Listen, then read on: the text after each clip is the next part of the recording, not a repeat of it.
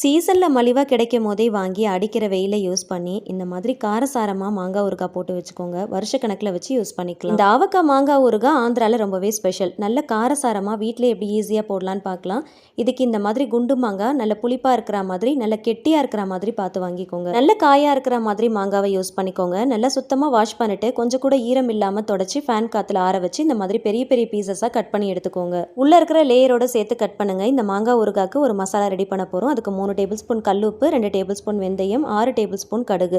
கடுகு இந்த மாதிரி பெரிய கடுகாக யூஸ் பண்ணிக்கோங்க, சின்ன கடுகு யூஸ் பண்ணாதீங்க. இந்த ஊறுகாய் நல்ல கலர்ஃபுல்லாகவும் காரசாரமாகவும் இருக்கணும். அதுக்கு குண்டு மிளகாய் தூள் 6 டேபிள் ஸ்பூன் அளவுக்கு எடுத்துக்கலாம். 2 டேபிள் ஸ்பூன் மஞ்சள் தூள், 2 முழு பூண்டு தோல் உரிச்சு எடுத்து வச்சுக்கோங்க. கொஞ்சம் கூட ஈரம் இல்லாத காஞ்ச மிக்ஸி ஜாரில் ஒன்றா சேர்த்து அரைச்சிக்கலாம். கல்லுப்பு சேர்த்து நல்லா நைஸாக அரைச்சிட்டு ஒரு பவுலில் சேர்த்து நல்லா கையால் உதிர்த்து விடுங்க. அடுத்ததாக கடுகு சேர்த்து நல்லா கோர்ஸாக அரைச்சிக்கோங்க. ரொம்ப நைஸாக அரைச்சிட்டோம்னா கசப்பு தன்மை கொடுத்துரும். இந்த அளவுக்கு நல்லா கோர்ஸாக அரைச்சி எடுத்துக்கோங்க. எல்லாத்தையும் ஒன்றா சேர்த்து அரைச்சிடாம ஒன்று அரைச்சிட்டு ஒரு பவுலில் சேர்த்துக்கலாம். அடுத்ததாக வெந்தயம் சேர்த்து அதையும் நல்லா கோர்ஸாக அரைச்சி எடுத்துக்கோங்க. நைஸாக அரைக்கக்கூடாது. பல்ஸ் மோடில் விட்டு விட்டு அரைச்சிங்கன்னா நல்லா கோர்ஸாக அரைச்சிக்கலாம். எல்லாத்தையும் ஒன்றா சேர்த்துக்கலாம். இது கூடவே மஞ்சள் தூள், எடுத்து வச்சிருக்கிற மிளகாய் தூள் இதெல்லாமே சேர்த்துட்டு ஃபர்ஸ்ட் ஒரு கரண்டியை வச்சு நல்லா மிக்ஸ் பண்ணுங்க. கையால் நல்லா அழுத்தி பிசைஞ்சு எல்லா மசாலாவையும் ஒன்று சேர நல்லா கலந்து கொடுங்க. கையில் ஈரம் இல்லாமல் பார்த்துக்கோங்க. நல்லெண்ணெய் ஒரு 1/2 லிட்டர் அளவுக்கு எடுத்துக்கலாம். ஊறுகாய் போடுறதுக்கு மண்சட்டி, பீங்காஞ்சாடி, கண்ணாடி பாத்திரம் ஏதாவது ஒன்று யூஸ் பண்ணிக்கோங்க.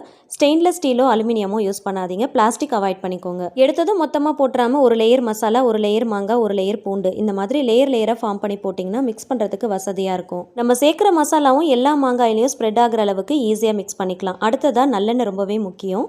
ஊறுகாய் வருஷக்கணக்கில் கெடாமல் வச்சு யூஸ் பண்ணுறதுக்கு எவ்வளோக்கு எவ்வளோ நல்லெண்ணெய் சேர்க்குறீங்களோ அவ்வளோக்கு எவ்வளோ ஊறுகாய் நல்லா டேஸ்ட்டாக இருக்கும், கெடாமல் இருக்கும். நான் இந்த ஊறுகாய் போடுறதுக்கு 1/2 லிட்டர் அளவுக்கு நல்லெண்ணெய் யூஸ் பண்ணியிருக்கிறேன். ஒரேடியாக சேர்த்துறாம 3 டைம்ஸ் கிட்ட டிவைட் பண்ணி கொஞ்சம் கொஞ்சமாக சேர்த்து நல்லா கலந்து கொடுங்க. ஊறுகாய் கெடாமல் இருக்கிறதுக்கு நல்லெண்ணெய் ரொம்பவே முக்கியம். தாராளமாக சேர்த்துக்கோங்க. நம்ம சேர்த்துருக்கிற எண்ணெய் எல்லாமே நல்லா ஊறினதுக்கப்புறம் மேலே நல்லா பிரிஞ்சு வரும். மிக்ஸ் பண்ணியிருக்கிறதுனால பாத்திரத்தினுடைய ஓரங்களில் அந்த மசாலா எல்லாமே இருக்கும். அதை ஒரு டிஷ்யூ பேப்பர் வச்சு நல்லா க்ளீன் பண்ணிவிட்டு அதுக்கப்புறமா நம்ம வெயிலில் வச்சு எடுக்க போகிறோம். ஃபஸ்ட்டு ஊறுகாய் பார்க்குறதுக்கு இந்த மாதிரி பச்சை மாங்காயோட மசாலா சேர்ந்து இந்த மாதிரி தான் இருக்கும்.